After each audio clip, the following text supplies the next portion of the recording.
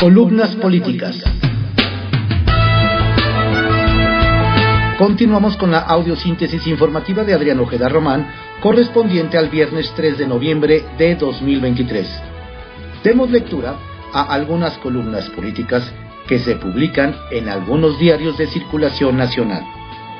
En privado, por Joaquín López Dóriga, que se publica en el periódico Milenio. Lo que le faltaba a López Obrador. Cuando el presidente López Obrador se encuentra en la peor crisis de su gobierno por el manejo de la catástrofe provocada por el huracán Otis en Acapulco, se dan declaraciones de dos expresidentes que se habían mostrado ajenos al país que en su momento gobernaron. Me refiero a Ernesto Zedillo, quien siendo un académico discreto, esta semana al hablar de lo que debería ser el próximo presidente o presidenta de la República, hizo un demoledor retrato hablado de López Obrador, y a Felipe Calderón. Al primero lo ha mencionado en 586 veces de sus 1211 mañaneras con datos de Luis Estrada, ya al segundo en 1506. Calderón declaró: México está en peligro y es una democracia a punto de caer. Y eso es importante repetirlo una y otra vez. Sus instituciones están bajo el constante ataque del presidente de la República. Un aparato de poder, una maquinaria electoral que usa recursos públicos para construir y apoyar descaradamente y con dinero público la campaña de la candidata oficial al próximo gobierno de México. Y Zedillo: me gustaría que llegue a la presidencia alguien que escuche a la gente y reconozca lo complejo que son nuestros problemas, pero también alguien que no explote esas necesidades cuando un discurso demagogo prometiendo cosas que no serán cumplidas, que no divida a la sociedad, que impulse las reformas que nuestro país necesita y que no mienta. Es la primera vez que registro la intervención de dos expresidentes, tres con Vicente Fox, en una sucesión presidencial, lo que López Obrador deberá anotar o ignorar, pero que de todos modos usará desde el patíbulo mañanero del Salón Tesorería. Pero esa reacción será accesoria. Lo inédito es esa injerencia de expresidentes que no sé qué peso puedan tener en la sucesión presidencial, si es que la tienen, o en las campañas. Retales. 1. Omar. Los duros de Morena han reforzado su ofensiva contra Omar García Harfuch, precandidato de Claudia Sheinbaum al gobierno de la Ciudad de México, ya a favor de Clara Brugada.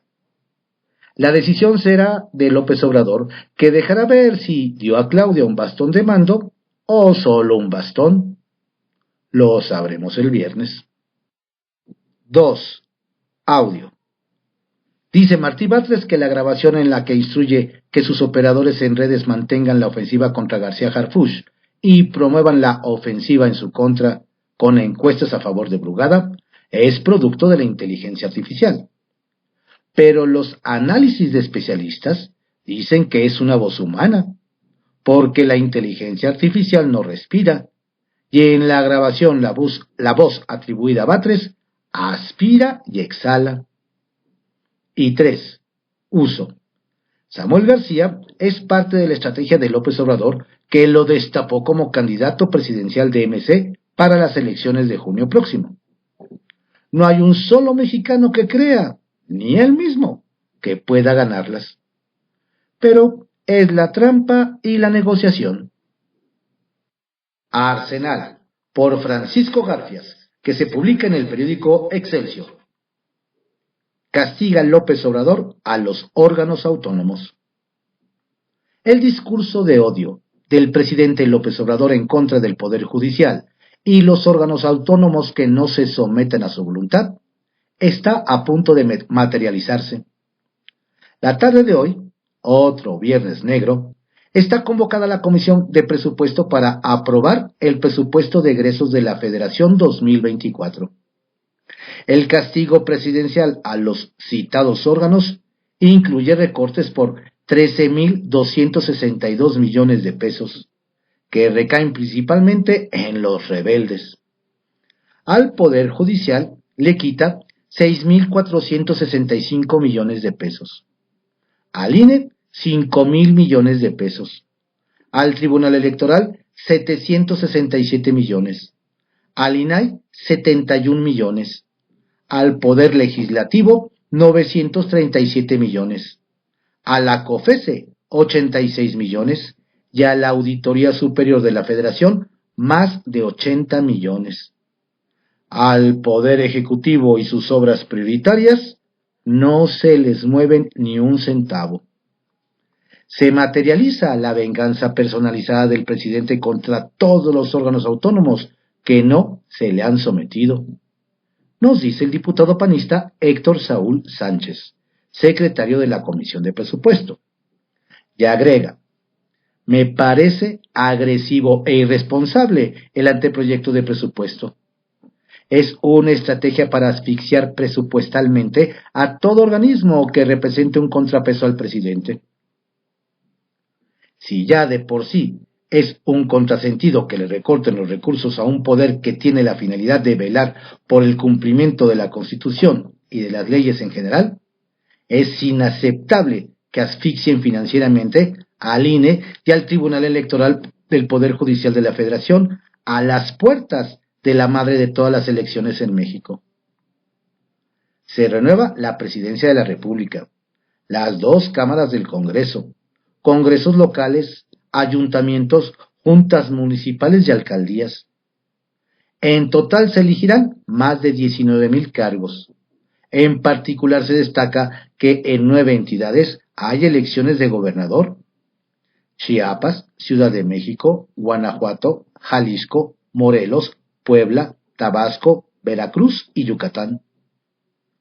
No exagera el magistrado presidente del Tribunal Electoral del Poder Judicial de la Federación, Reyes Rodríguez Mondragón, cuando dice que el recorte al presupuesto del tribunal genera riesgos para la democracia.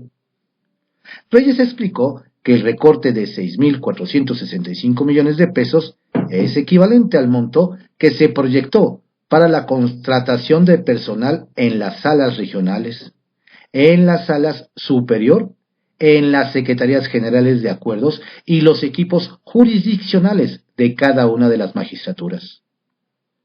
Hizo un llamado a los integrantes de la Comisión de Presupuesto de la Cámara de Diputados a revisar, reflexionar y valorar la trascendencia de una propuesta que afecta en las capacidades institucionales frente a la relevancia del número de cargos y la complejidad de este proceso electoral. En el equipo de Marcelo Ebrard nos adelantan que se vienen días de definiciones. Oficialmente no hay claridad sobre la permanencia o salida del ex canciller de Morena. La semana que entra tendrá que desahogarse en la Comisión Nacional de Honestidad y Justicia de Morena la fase de alegatos y pruebas que integran la impugnación que hizo Marcelo del proceso interno que puso a Claudia Sheinbaum en la antesala de la candidatura presidencial del partido Guinda. Lo mínimo que espera Marcelo es que haya un reconocimiento y algún tipo de sanción contra las irregularidades cometidas en el proceso, particularmente por la intervención de gobernadores, funcionarios y gente del partido, nos comentan. Quiere también que se pondere su peso en el tema de candidaturas. Morena le reconoce a Ebrard 26%. El Partido Verde y el PT, con votaciones de un dígito, tienen grandes bancadas en el Congreso. En el caso del Partido Verde, incluso gobernadores. Así se tendría que reconocer al grupo de Marcelo, rematan las fuentes. Eduardo Verástegui, aspirante a candidato presidencial independiente, asociado con la ultraderecha, se quiere meter de lleno a la campaña electoral adelantada de la morenista Claudia Sheinbaum y la frentista Xóchitl Gálvez. El actor, convertido en político, denunció a ambas ante la unidad técnica de lo contencioso electoral del INE por aprovechar la crisis humanitaria en Acapulco para realizar acciones electoreras y perversas. Dice que Sheinbaum utiliza una estrategia sistemática para posicionarse ilegalmente en los medios y redes sociales utilizando supuestas donaciones y replicando los trabajos que realiza las Fuerzas Armadas y el Gobierno de México. De la senadora Gálvez dice que busca beneficio directo en el proceso electoral a través de sus llamados para hacer donaciones a su asociación Xochitl Lovers. Mensaje político por Alejandro Lelo de la Rea, que se publica en el periódico El Independiente y en el portal CDMX Magazine. El tigre es de AMLO. El pasado 24 de octubre, cuando las bases sociales del partido Morena dejaron plantada a su virtual candidata presidencial, Claudia Sheinbaum, en el Estadio Azul, se evidenciaron dos cosas: que el famoso tigre sigue siendo de Andrés Manuel López Obrador y que ese sector de la sociedad, predominante de muy alta marginación, será un pilar muy importante para que cuando el hoy mandatario ya no esté en la presidencia, le ayude a garantizar que su sucesora no se vaya a desviar de su proyecto de cuarta transformación. Lo anterior se puede explicar de otra manera. Claudia Sheinbaum trae el bastón de mando, pero limitado a que sea buena intérprete políticamente y tome las decisiones que avalará López Obrador. Y cuando no se apegue a lo que el jefe máximo de Morena desee, ahí va a estar el tigre para lo que se ofrezca. Un importante ejemplo de ello se está viviendo en estos momentos en el contexto de la selección de candidato a la jefatura de gobierno de la Ciudad de México. Pues todo indica que Sheinbaum calculó mal la decisión política de volcar su apoyo a favor de su ex jefe de la policía, Omar García Harfuch. Lo que no gustó en Palacio porque las señales son que ahí quieren a Clara Brugada. López Obrador, por supuesto, que no soltó al tigre para frenar a Harfuch, porque no es necesario. Pero aquel día en el Estadio Azul dejó ver su poder, sus garras y colmillos, de forma pasiva. Los grupos más duros de Morena, los fundadores, los radicales, le hicieron el vacío a Sheinbaum para demostrarle la fuerza que representan. El mensaje fue: ¿acaso, si Sheinbaum no ha sabido valorar su fuerza con su presencia, que la valore con su ausencia? Y vaya que le dolió. Esa fuerza es tigre en la Ciudad de México, está presente en su mayoría en el oriente de la Ciudad de México, con especial acento en la alcaldía más poblada, Iztapalapa, demarcación que gobernó durante casi 9 años Clara Brugada, la principal contendiente de Harfuch. La expresión tigre proviene del propio López Obrador en 2018, cuando en la campaña presidencial durante un discurso con banqueros advirtió sobre el riesgo de que él le volvieran a hacer fraude. El que suelte al tigre, que lo amarre. Yo ya no voy a estar deteniendo a la gente luego de un fraude electoral. Así de claro, les dijo. En 2006, él lo tuvo que parar. Iztapalapa ha sido no solo fundamental en la trayectoria política de Brugada, sino también en la de López Obrador. Quizá no podría explicarse la existencia de Morena sin los habitantes de esa demarcación y sus alrededores. En el año 2000, gracias a los votos de Iztapalapa, López Obrador le ganó apenas por 3% a Santiago Krill la jefatura de gobierno del DF. En 2006, el lugar donde más votos tuvo López Obrador para la presidencia fue en Iztapalapa. En 2009 fue el punto de inflexión porque los chuchos le quitaron a Brugada la candidatura a esa delegación y tuvieron que recurrir a Juanito, candidato del PT, para hacerlo ganar con todo el apoyo del tigre en tan solo 15 días. Una vez en el cargo, pidió licencia para dejar a Brugada. El triunfo fue clave para que en 2012 López Obrador fundara su movimiento que en 2015 lo elevó a partido político. Y 3 años después ganará la presidencia. Hoy, el cálculo es que el efecto Iztapalapa le dé el triunfo a Brugada, quien junto con el tigre sería en buena medida guardiana de la 4T para López Obrador, desde el gobierno de la Ciudad de México.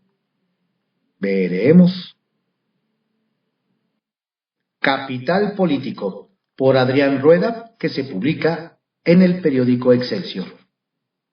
Aclaración tardía de Claudia. Explicación no pedida. Culpabilidad manifiesta. Reza un refrán mexicano. Y más cuando esa explicación se da a destiempo, cuando ya todo está consumado. El refrán aplica perfectamente a Claudia Sheinbaum, quien ayer salió a declarar que en ninguna entidad donde Morena define sus candidaturas, pero en especial en la Ciudad de México, tiene preferencia por alguien en especial. O sea, no tiene favorito. Esa declaración hubiera sido valiosa hace un par de semanas, cuando estaban por arrancar las encuestas para preguntar a los morenistas a quién prefería para que los encabezara en la ciudad. Se aclara Marina Brugada Molina u Omar García Harfuch, básicamente. Y es que, así como se creó con ella la percepción de que siempre fue la preferida del presidente en la encuesta de su partido, ocurrió también en la capital con su exsecretario de Seguridad Ciudadana, a quien todo mundo ha visto como su favorito. La contienda ya concluyó. Las encuestas están aplicadas y García Harfuch se impuso, aunque el resultado final se dará a conocer hasta el 10 de este mes, y no el 30 de octubre pasado como se había anunciado. Todo el mundo sabe que el resultado de la encuesta se pospuso para tratar de llegar a un acuerdo entre ganadores y perdedores, pues los históricos del partido no aceptan que un externo sea su candidato en la capital. A los radicales les cayó como anillo al dedo la decisión del INE, que ordenó a los partidos dar 5 de las 9 candidaturas gubernamentales en disputa a mujeres, pues creen que eso le permitiría declarar a Clara Marina candidata por equidad de género. Los duros dicen que eso evitaría que si Omar Hamid se bajara, su caída se leyera como un desafío a la autoridad de Sheinbaum Pardo, pues se trataría simplemente de respetar las reglas del árbitro electoral. ¿De cuándo acá Morena respeta al INE? Por eso, muchos leen la declaración de que Claudia no tiene favorito en la Ciudad de México como una claudicación, como que está adelantando que Brugada Molina finalmente sería ungida, pues es más fácil disciplinar a García Harfuch. Pero los malpensados ven el asunto justo al revés.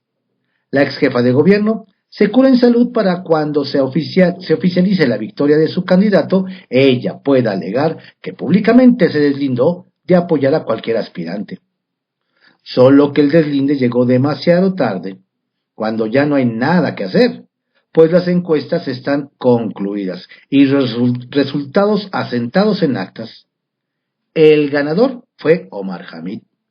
Dicen que Claudia pedirá respetar los resultados, pues si su no favorito es bajado, así sea por género, representaría una grave y peligrosa derrota para ella, y se confirmaría que el bastón de mando venía con un sistema de Bluetooth integrado.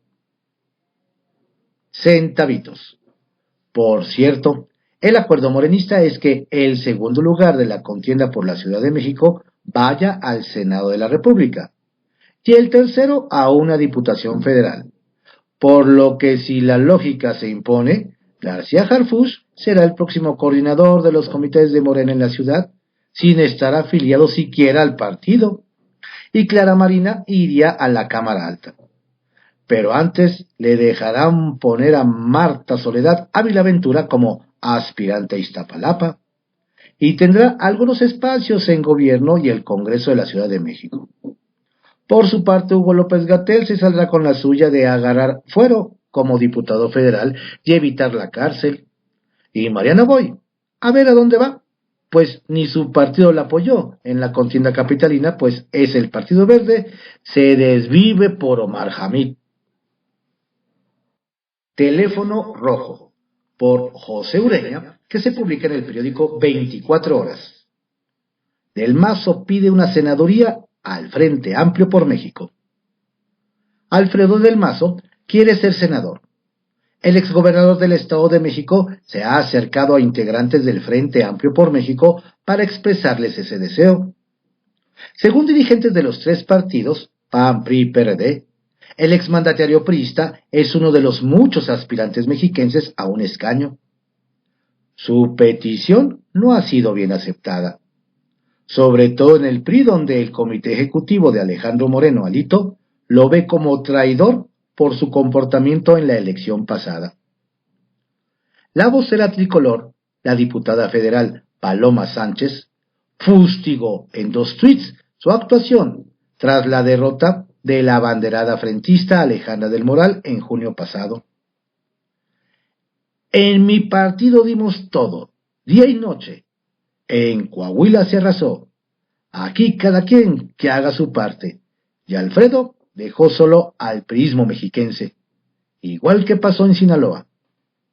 Esto es lo que pasa cuando un gobernador le da la espalda a su partido y opera en contra de él. Pregunta seria: ¿qué embajada habrá negociado Alfredo del Mazo? Reacomodo del PRI. No hubo embajada y tal vez por eso busca una posición legislativa. Es difícil pensar en esa dádiva a Alfredo del Mazo, y menos plurinominal, con el resentimiento de la cúpula tricolor de Alejandro Moreno. Ellos decidirán. Por ahora, solo podemos adelantar. Se pretende reestructurar al priismo con miras a las elecciones federales y locales del 2024, y eso obliga a reacomodos. De entrada, hay varios aspirantes a senadurías.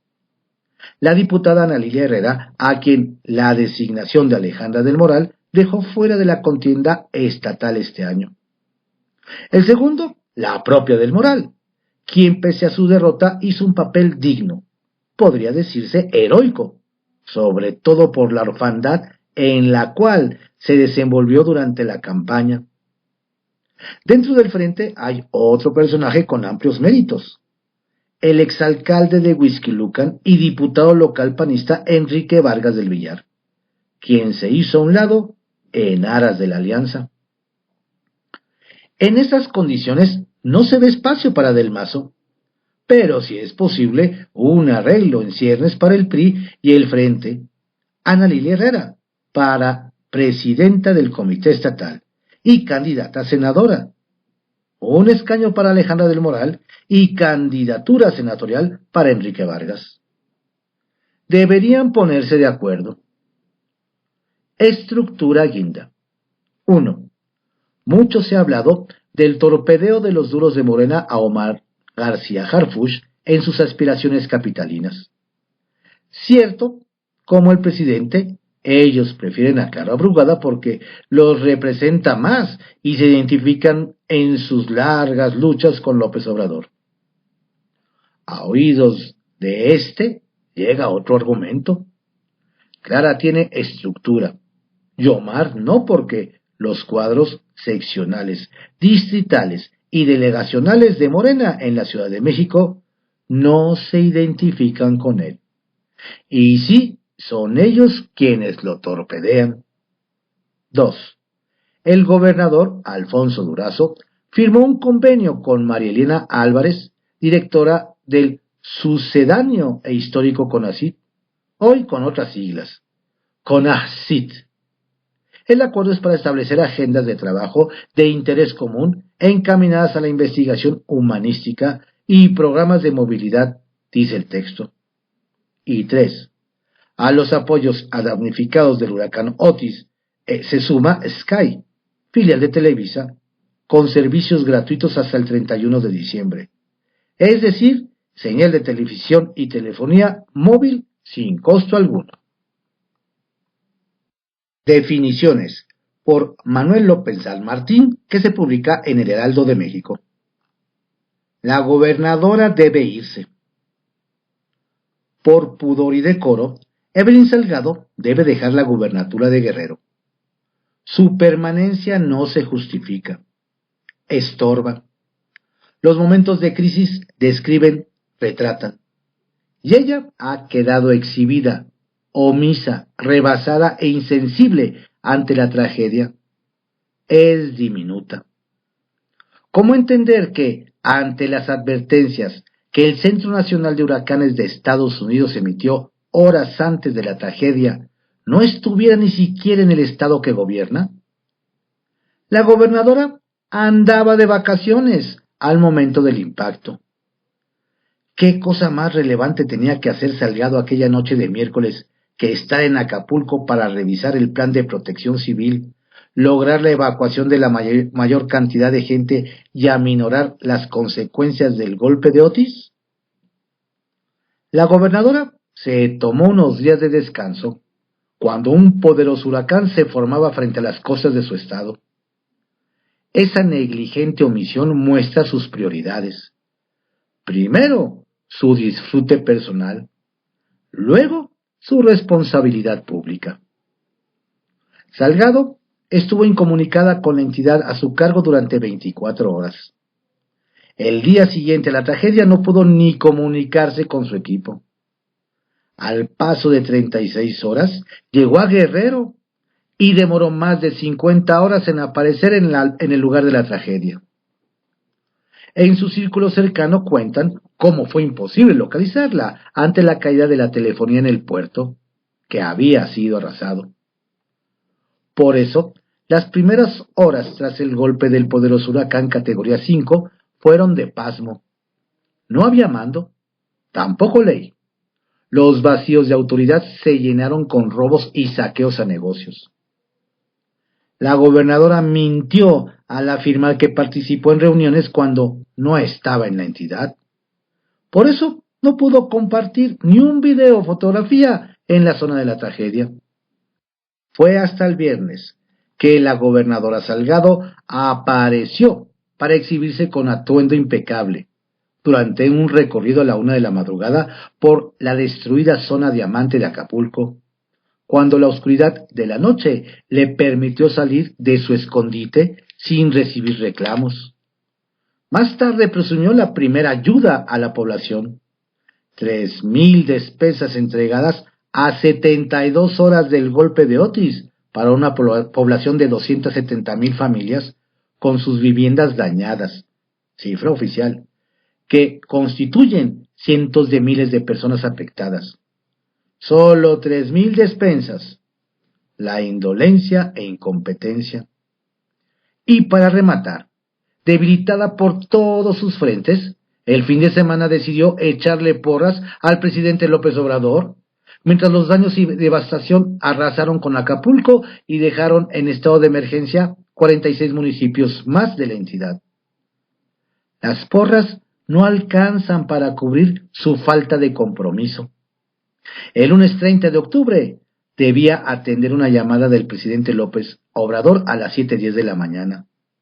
No llegó, no estuvo a tiempo.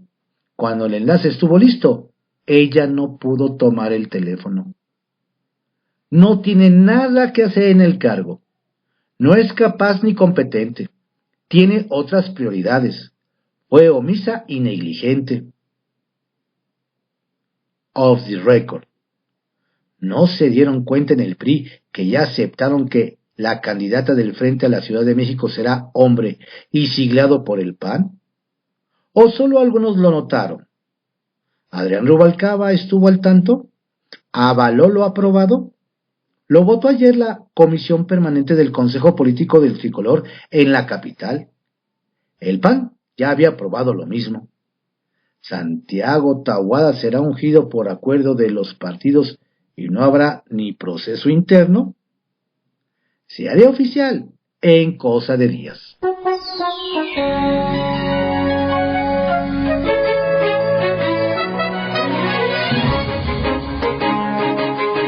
Estas fueron algunas columnas políticas que se publican en algunos diarios de circulación nacional en la audiosíntesis informativa de Adrián Ojeda Román, correspondiente al viernes 3 de noviembre de 2023. Ya es viernes. Tenga usted un excelente día y un estupendo fin de semana. Le saluda cordialmente su servidor, Adrián Ojeda Castilla.